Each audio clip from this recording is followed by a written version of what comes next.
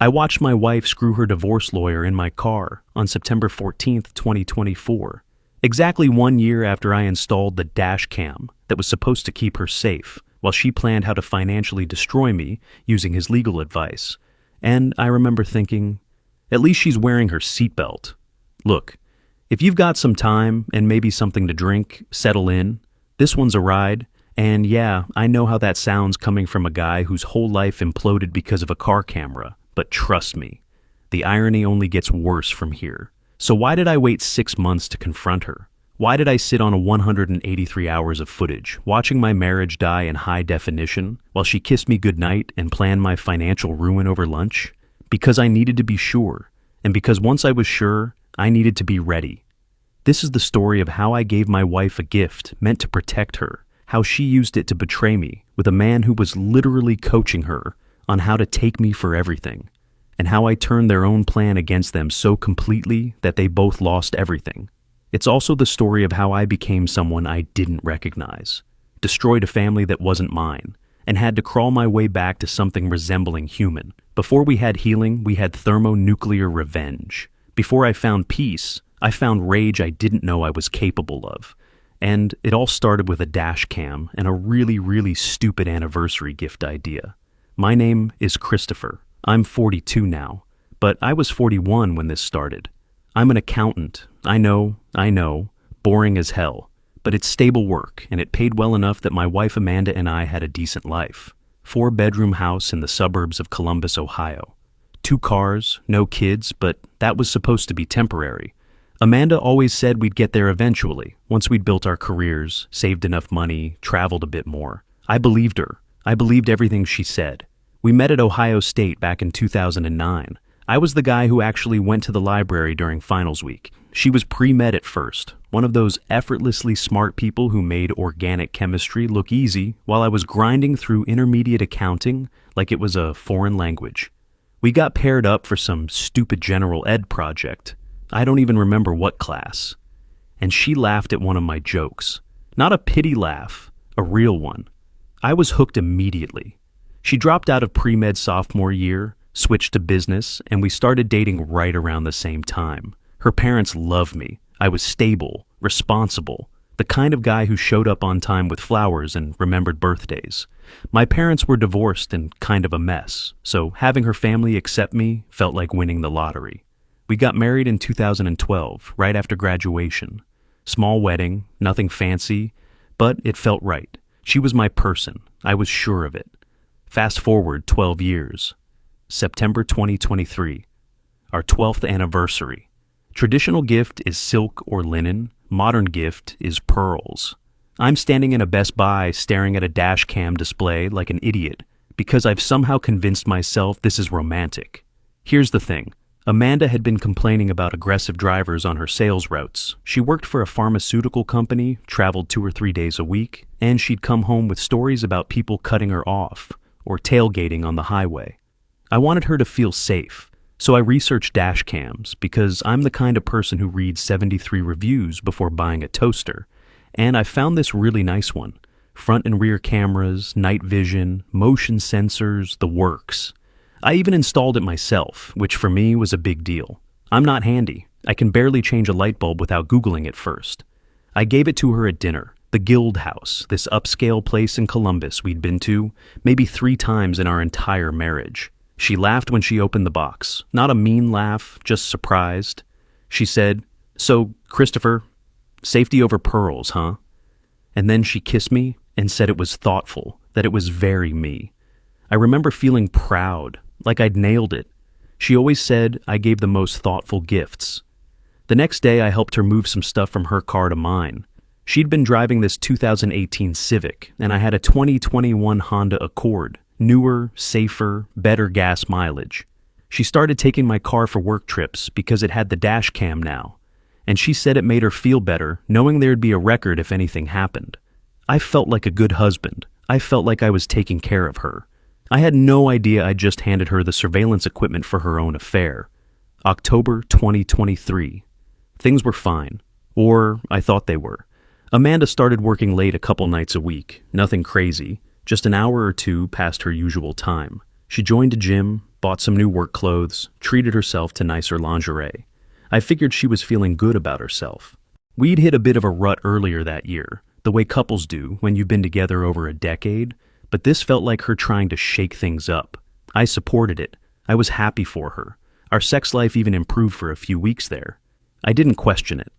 If you've ever been cheated on, you probably know what I mean. There's this thing where they overcompensate with guilt sex, and you just think your relationship is getting better. You want to believe it's getting better. Her phone habits changed, though. Small stuff. She started taking it to the bathroom with her. She'd charge it in the living room overnight instead of on her nightstand. When I'd walk into a room while she was texting, she'd tilt the screen away or quickly lock it. I noticed, but I talked myself out of suspecting anything. She's stressed. She's busy. Stop being paranoid, Christopher. You're being that guy. Don't be that guy. November rolls around, and she mentions this name for the first time, Marcus. He's a senior consultant we're working with on the new territory expansion, she said over dinner one night. Super helpful. He's been coaching me on how to pitch to the bigger hospital networks. I felt this weird twist in my gut, but I couldn't explain why. She showed me a photo from a work event, some team dinner thing. Marcus was tall, athletic, confident looking, wedding ring visible. I remember clinging to that detail like it was a life raft. He's married. She's happy. You're being paranoid. Marcus helped her prep for a big client pitch, and she landed the account. We went out to celebrate, and she was genuinely excited. She grabbed my hand across the table and said, "I couldn't have done this without you supporting me." I felt guilty for ever doubting her. I felt like the worst husband in the world for even having that moment of suspicion. December 2023. Then she had a 3-day conference in Cleveland. I helped her pack. She put these pearl earrings in her suitcase. Expensive ones I'd given her the Christmas before, the kind she only wore to really special events. I asked if there was a fancy dinner with clients. She said, something like that, and kissed me quickly on her way out the door. I watched her pull out of the driveway in my car, the Accord, with the Dashcam I'd installed to keep her safe. And I felt proud. I had no idea that was the last time I'd trust a single word that came out of her mouth. If you've ever ignored your gut because you wanted to believe the best in someone, you know exactly how the next few months felt, like slowly drowning while everyone told you the water was fine. January 2024. The distance got worse. Amanda was short-tempered, distracted, always on her phone. We had this rule, no phones at meals, and she just stopped following it. I'd try to start a conversation, and she'd give me one-word answers while scrolling through something. Our sex life dropped off completely. I'd initiate, and she'd say she was exhausted, stressed, not in the mood. I tried to be understanding. I planned date nights. She canceled them last minute. Work emergency, she'd say. "I'm sorry, babe. I'll make it up to you." One night I heard her laughing in the garage. Like really laughing, the way she used to laugh with me back in college. I came out to see what was so funny, and she quickly said, "Just Sarah from work. She's telling me about this disaster with her boss."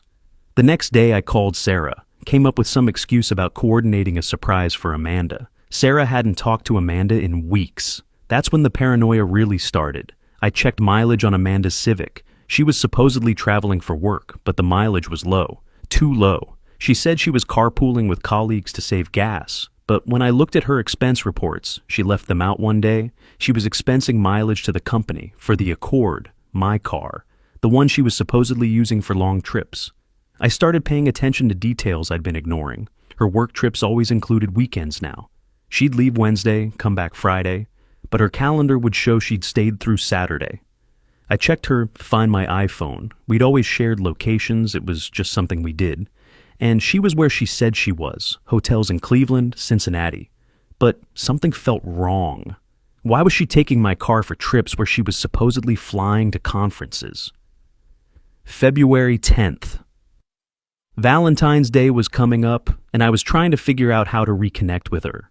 She left her phone charging in the living room while she took a shower. I walked past it, and a text notification lit up the screen.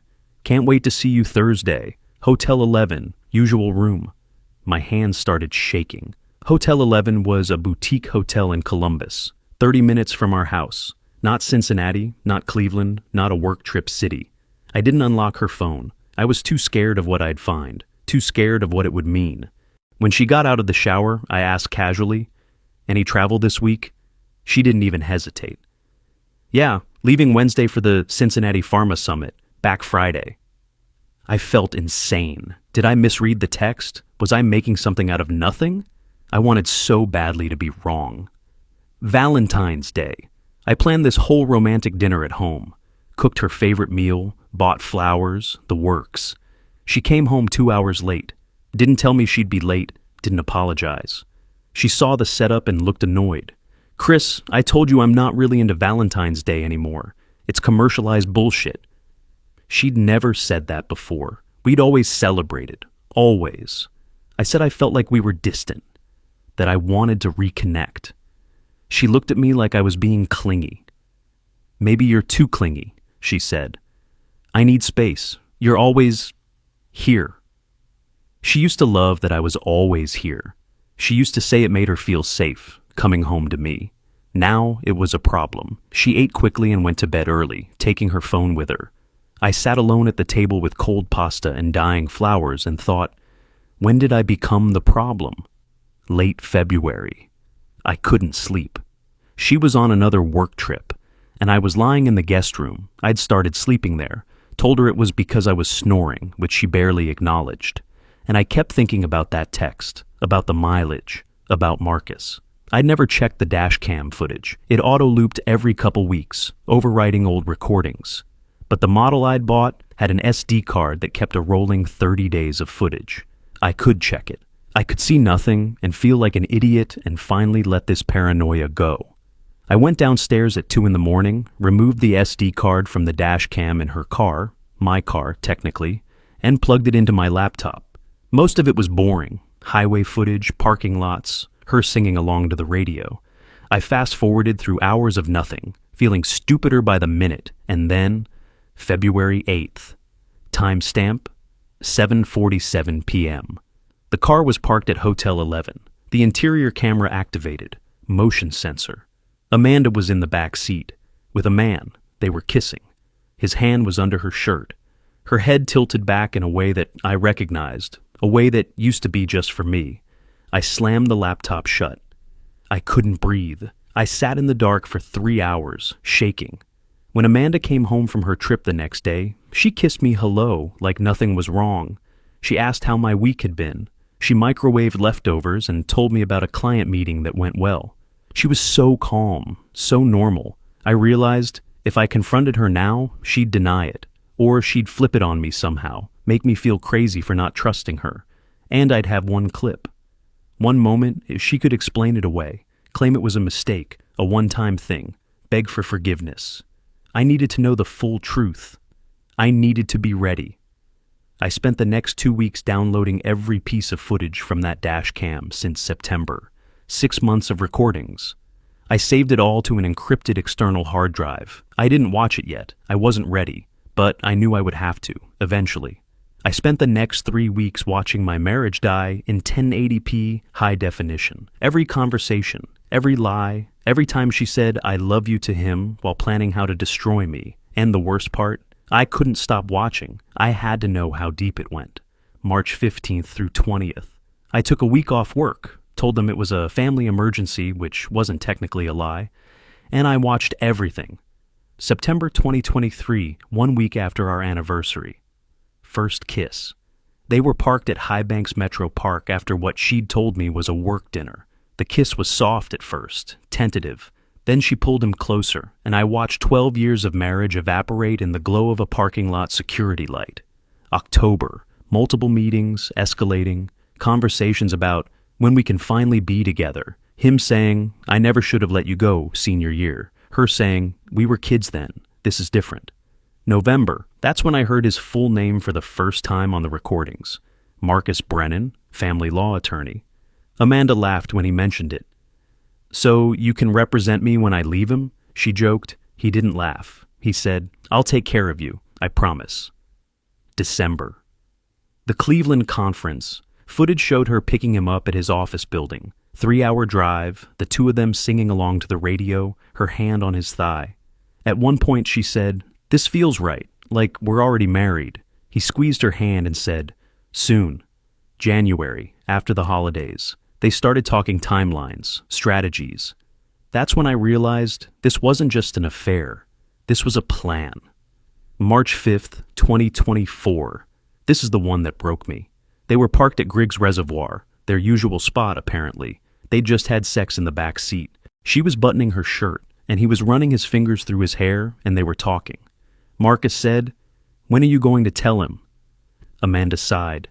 "Soon. I just need to set things up right. He's pathetic, Marcus. I feel bad, but I can't keep pretending." "Do you think he suspects?" She laughed. "No, Christopher's too trusting, too boring, honestly. I don't think I ever really loved him. He was safe, stable. After you broke up with me senior year, I needed safe.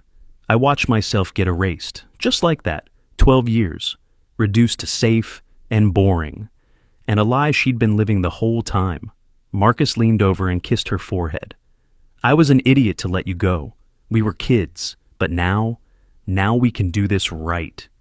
Once I'm free," she said, "once the money's handled." The money, that phrase stuck with me. I kept watching. February, March. Multiple recordings of Marcus giving her legal advice. And this is where I realized I wasn't just dealing with an affair. I was dealing with the attorney coaching his girlfriend on how to financially destroy her husband. "Don't tell him you want a divorce until assets are secure," Marcus said in one recording. "In Ohio, you can claim half of retirement accounts, house equity.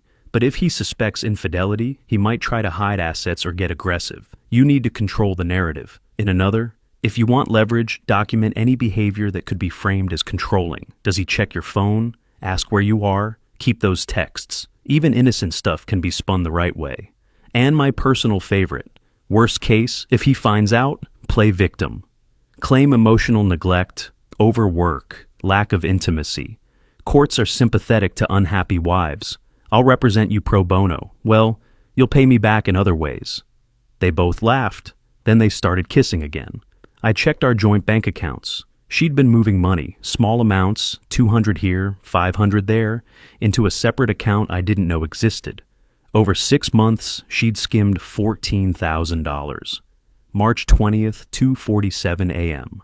I finished watching all of it, 183 hours of footage, 47 separate encounters. I sat in my home office in the dark with that external hard drive next to me, and I looked at our wedding photo on the desk. She's smiling in it, and I'm looking at her like she hung the moon.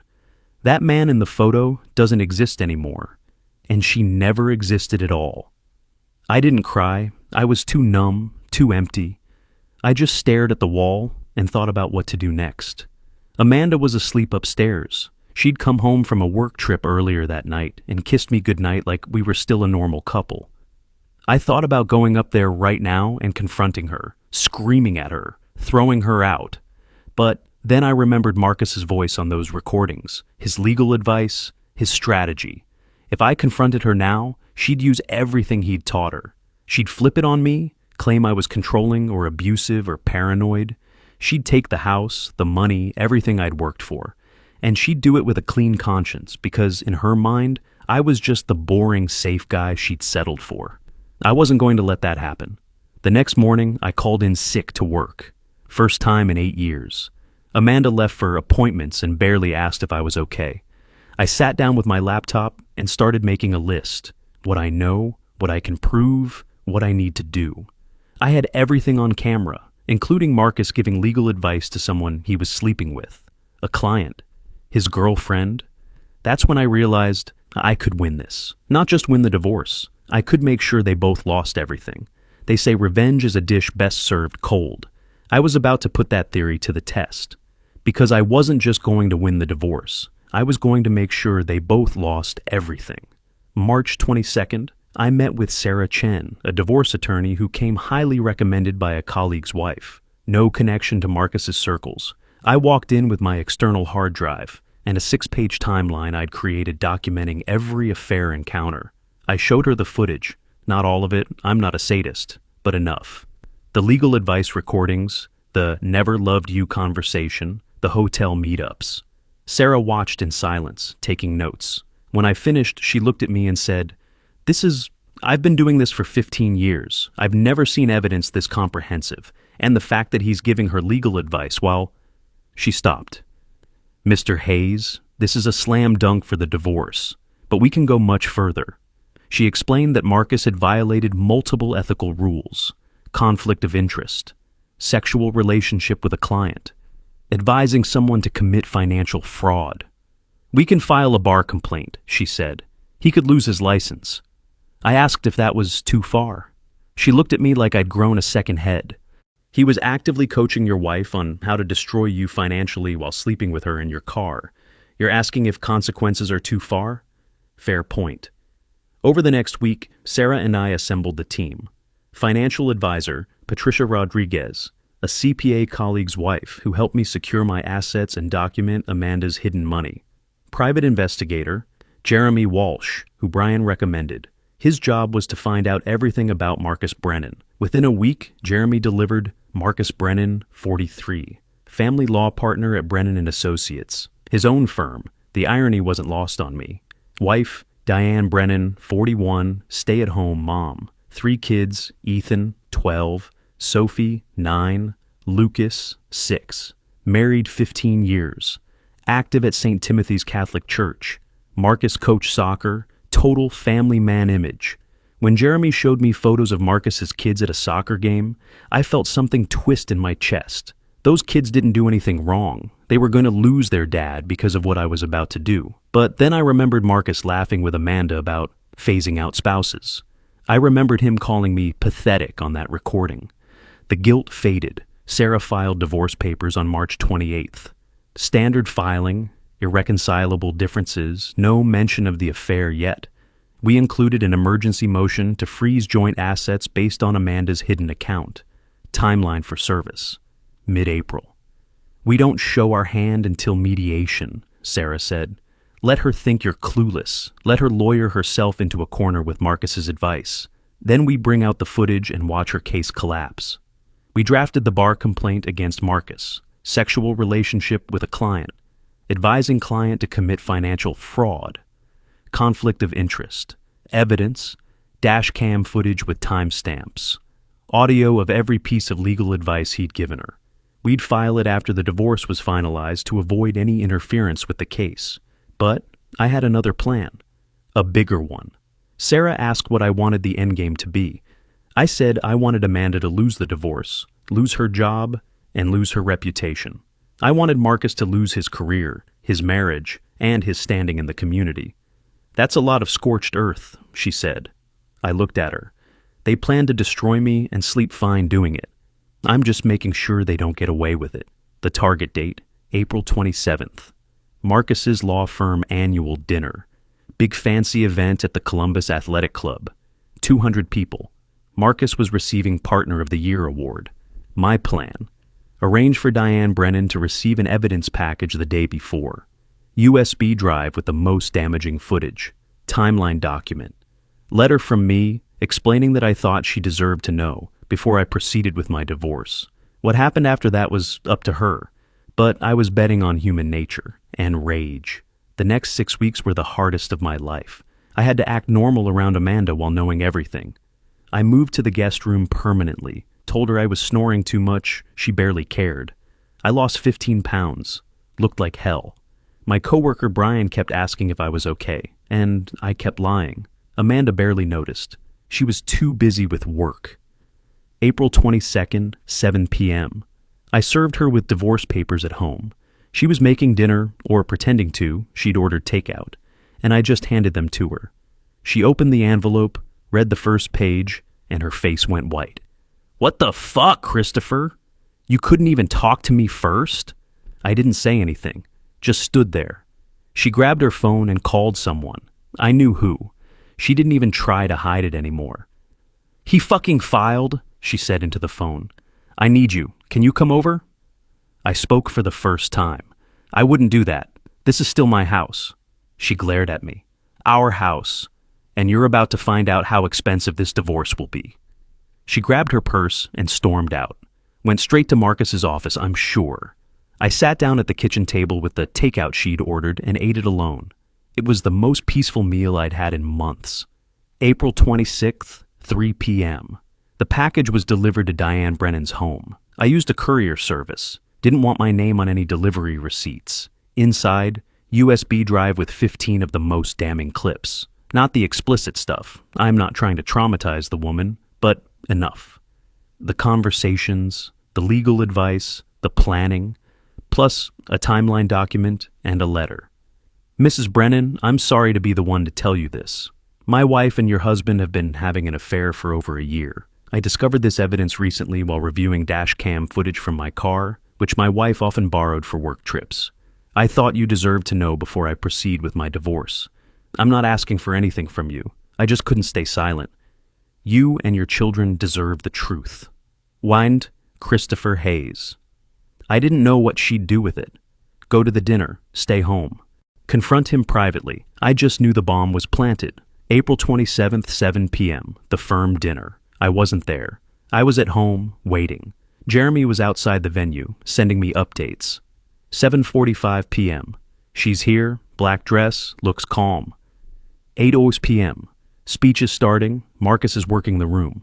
8:25 p.m. She just approached his table. They're talking, can't hear, looks tense. 8:30 p.m. Marcus is being called up for the award. 8:32 p.m. Holy shit, she's walking to the front. She's taking the microphone. Jeremy called me, held up his phone so I could hear. Diane's voice came through, shaking but clear. I'm sorry to interrupt. My name is Diane Brennan. I'm Marcus's wife of 15 years. The room went quiet. I found out yesterday that my husband has been having an affair with a client for over a year. Not only that, he's been giving her legal advice on how to defraud her own husband in a divorce, while sleeping with her. I have video evidence. I've already contacted the Ohio Bar Association. Pause. I could hear people gasping, murmuring. Marcus, you can collect your award. I'll be at my attorney's office filing for divorce and full custody. The sound of a microphone dropping, footsteps, then chaos, people talking over each other, chairs scraping. Jeremy texted, She walked out. He's frozen on stage. Senior partner just told him to step down. It's over, man. She nuked him. I sat on my couch and felt nothing, then something, then nothing again. I'd just destroyed a man's entire life in under 3 minutes. My phone started ringing. Amanda, I didn't answer. 17 missed calls by the time she showed up at the house an hour later. She still had a key. She stormed in. What did you do? Marcus just got destroyed at his firm dinner. His wife knows. Did you tell her? I looked at her calmly. I gave her the same evidence I'm going to give your parents, your sister, your employer, and everyone we know. You and Marcus plan to ruin my life. I'm just making sure everyone knows who you really are. You fucking psycho! You recorded us? No, I said. You recorded yourselves, in my car, using the dash cam I installed to keep you safe. Ironic, right? She tried to grab my laptop off the table. I stepped in front of her. It's backed up, I said. In multiple places. Cloud storage, Sarah's office, Jeremy's files. You can't erase this. That's when she broke. Started crying. Actually crying. Maybe for the first time in years. Christopher, please. I made a mistake. We can fix this. I cut her off.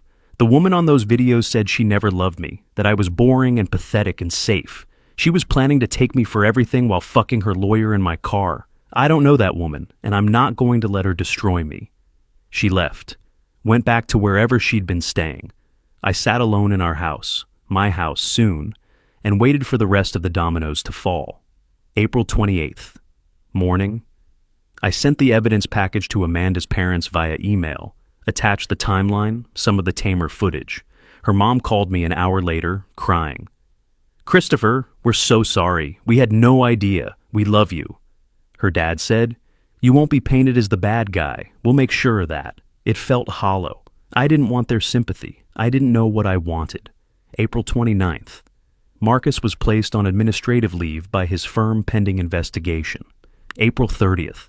Amanda was called into HR at her company. Anonymous complaint. Affair with a consultant. Conflict of interest. She was suspended pending investigation. The dominoes were falling exactly like I'd planned. So, why did I feel like I was falling too? May was brutal for everyone.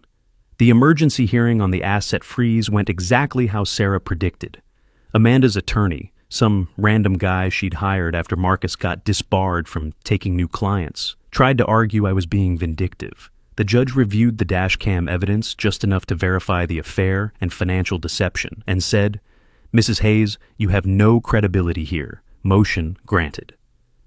May 15th, Midwestern Pharma Solutions fired Amanda, violation of ethics policy. She lost her $85,000 salary, company car, benefits, everything. Marcus's life imploded even faster. Diane filed for divorce May 3rd, full custody. Grounds, infidelity, and moral unfitness as a parent. She had the footage. She had everything. The Ohio Bar Association opened their investigation. Marcus was suspended from practice immediately. His firm, Brennan and Associates, his name on the building, held a partners meeting. They voted to remove his name and force him out. 15 years of building that practice, gone. I heard through Jeremy that Marcus had a breakdown. Panic attacks so severe they took him to the hospital. Diane used it in the custody case, said he was unstable. He lost all visitation rights pending psychiatric evaluation. I was getting everything I wanted, and it felt like drowning. June 3rd. I saw Marcus at the courthouse. Different case, different floor, but we ended up in the same hallway during a recess. He looked 20 pounds lighter, unshaven, eyes like he hadn't slept in weeks. We made eye contact. He looked away immediately, ashamed. I felt nothing. Then guilt, then anger, then nothing again. I destroyed a man, completely, and I still didn't know if I was proud or horrified. June 15th, mediation day, final divorce settlement. Amanda showed up with her attorney, trying one last time, asked for spousal support, half the house. Sarah placed the evidence file on the table. 183 hours of footage, she said calmly. Timeline of 47 encounters, financial fraud documentation, legal advice from her affair partner on how to maximize her settlement. We can go to trial if you'd like, or you can take our offer. The mediator reviewed it, looked at Amanda. You have no case. Take the offer or go to trial and lose worse. Final settlement. I kept the house, 75% of retirement accounts, all separate property. Amanda got her car, 25% of retirement, no spousal support. She signed. We were done. As we left, she tried one more time. Chris, I did love you, once. I cut her off. Don't, just don't. That was the last time we spoke. But the consequences kept spreading, and I kept drowning. The worst part came in early June. I was at Target, buying groceries like a normal person, pretending to have a normal life. When I saw them, Diane Brennan, with her kids. She saw me, approached me. The kids were looking at toys a few aisles over. Christopher, she said quietly. Can we talk? I nodded, not trusting my voice. I need you to know what this did to my kids, she said, not angry, just tired. Ethan is in therapy. He won't talk about his father. Sophie won't sleep alone anymore. She has nightmares. Lucas asks me every single day when Daddy's coming home, and I don't know what to tell him. She pulled out her phone, showed me a drawing, stick figures, a family. The dad figure was crossed out in black crayon. You did the right thing telling me, she said. I needed to know. But those videos, they didn't just destroy Marcus. They destroyed my children's sense of safety, their ability to trust anyone. I couldn't speak. My throat was closed. I know you didn't mean for them to get hurt, she said. But sorry doesn't fix what's broken. She walked away. Got her kids, left. I sat in my car in that Target parking lot for an hour and cried for the first time since this whole thing started. I destroyed a family. 3 kids who did nothing wrong. I did that. The divorce was finalized June 28th. I got the official decree in the mail. It should have felt like victory. Instead, it felt like nothing. Amanda moved to Cincinnati, took a retail job at a pharmacy. Huge step down. I heard through a mutual acquaintance she was in therapy, trying to rebuild. I felt pity. Not anger anymore, just pity. Marcus lost his law license permanently in July. The bar hearing was unanimous. He works for some legal tech startup now, building AI for family lawyers. The irony is almost funny. Almost. He got partial visitation back eventually. supervised at first, now every other weekend. But his relationship with his kids is shattered. Ethan still won't talk to him. Diane remarried, someone from church, stable, good with the kids. I won. On paper, I won everything. But I couldn't shake the feeling that the person I was before all this, the guy who installed a dash cam because he wanted his wife to be safe, was gone. And I didn't know if I wanted him back. July 4th weekend, I went to my parents' lake house. Annual tradition. My mom took one look at me and said, "You look like hell, sweetheart." We sat on the dock late that night, just the two of us. "I destroyed 2 people," I said. "Maybe 3 families if you count ours. Was it worth it?" She was quiet for a long time. "Do you think you should have just let them do it to you?" "No," I admitted. "But I didn't have to enjoy it, and I didn't have to be so thorough." "You were hurt," she said. "You wanted them to hurt too. That's human." "I don't want to be the kind of human who destroys people." She squeezed my hand. "Then don't be. You got justice. Now get help." The next day I called a therapist, Dr. Emily Foster, specializes in betrayal trauma. First appointment was the following week. I started going every week, unpacking the marriage, my childhood, my parents' divorce, the whole provider identity I'd built my entire life around. Dr. Foster said something in our 3rd session that stuck with me. "You built your entire self-worth around being the man Amanda needed. When she rejected that, she rejected you. But she was never the arbiter of your value." It took months to really understand that, to believe it. I started running. Never exercised before, was always too busy. Joined a gym, lost the divorce weight, gained some muscle, took a cooking class, and discovered I actually liked it. When I wasn't just meal prepping grilled chicken and rice for efficiency. Started listening to jazz. Amanda hated jazz, so I'd never played it. Redecorated the house, sold furniture that reminded me of her, bought a new couch, painted the walls, turned the guest room into a home office/music room, bought a record player and started collecting vintage vinyl, small things, but they were mine. October, Brian invited me to weekly guys' night. Poker, nothing serious. I met new people, coworkers, friends, neighbors. I was still guarded, didn't mention the divorce unless asked.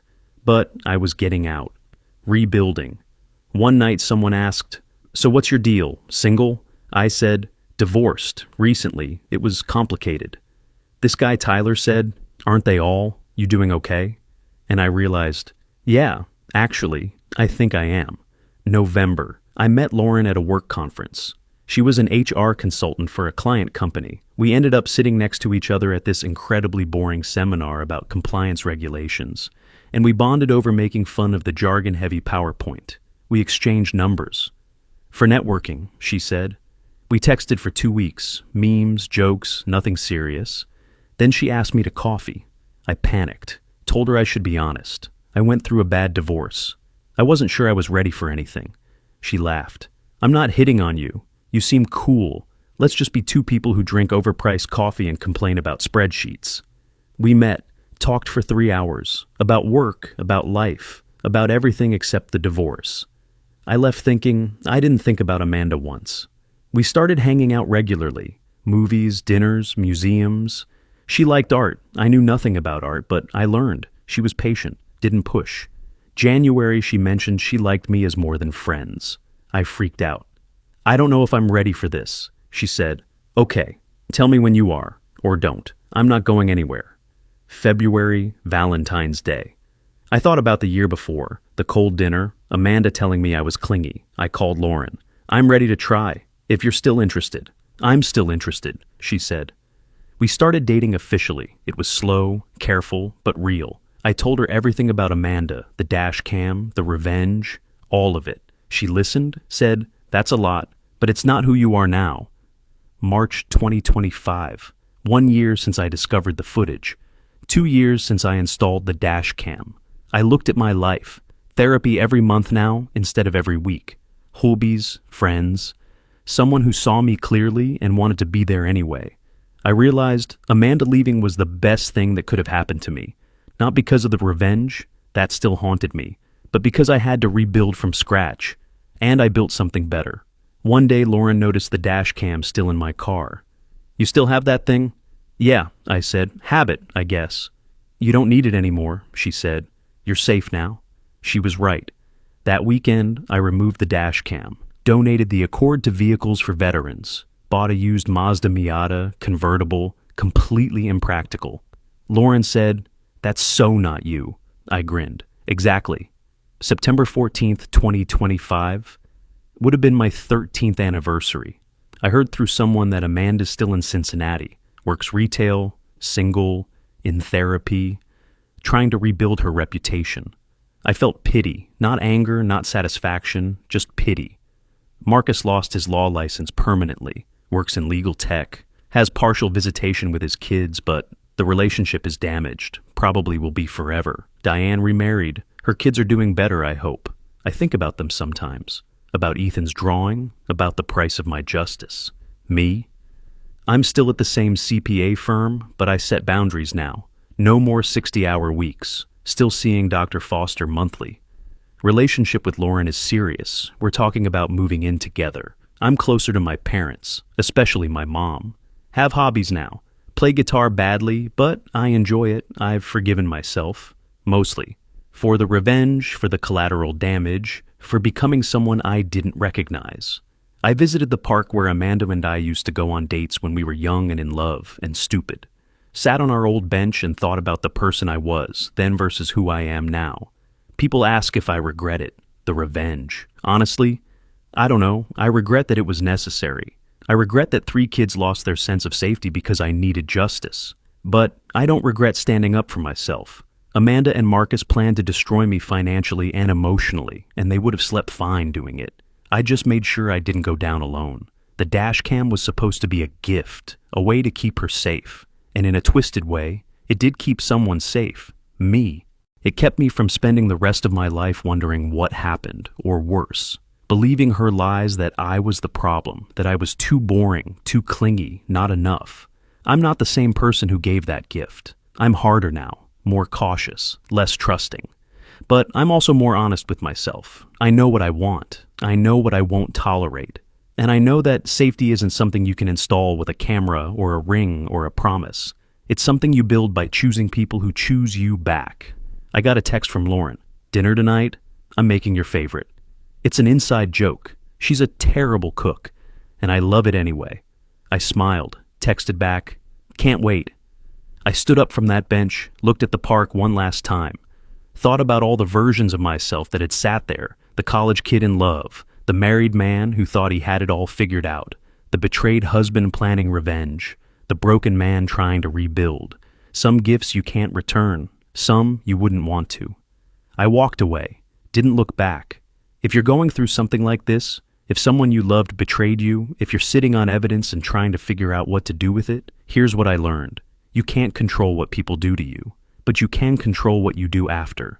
And sometimes, the best revenge isn't destroying them. It's building a life they can't touch. I just wish I'd learned that before I pressed send on all those emails and packages and bar complaints. But hey, at least she was wearing her seatbelt.